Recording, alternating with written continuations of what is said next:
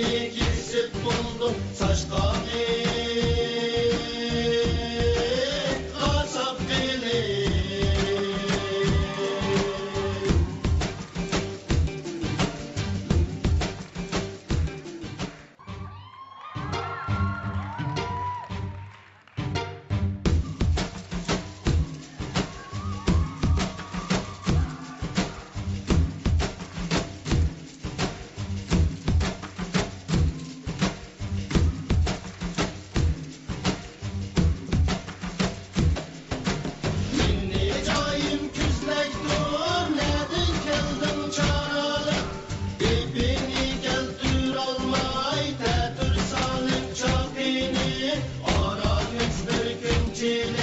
Sana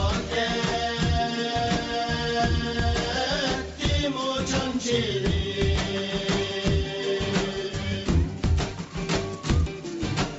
Birliğine kudası yok ağamca yüzeyi ipcek. Eşektin öpken elini dualıp beri geldi. Yet davandın aklancı bir kayı.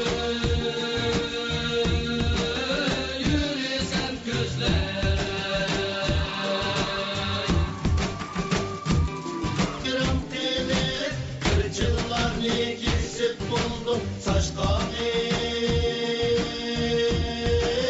kasap beni.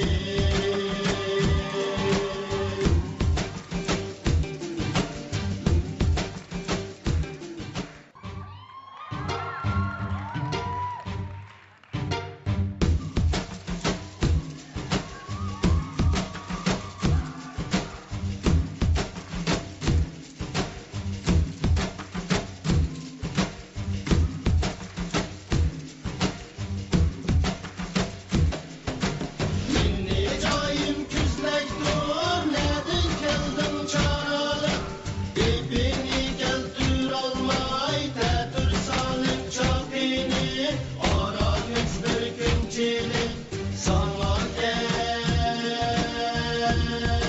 ettim o canceli.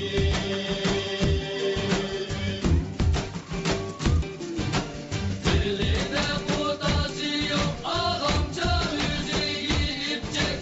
Eşektin öpken elini dualıp beri geldi. Yet davandın aklancı bir kayı.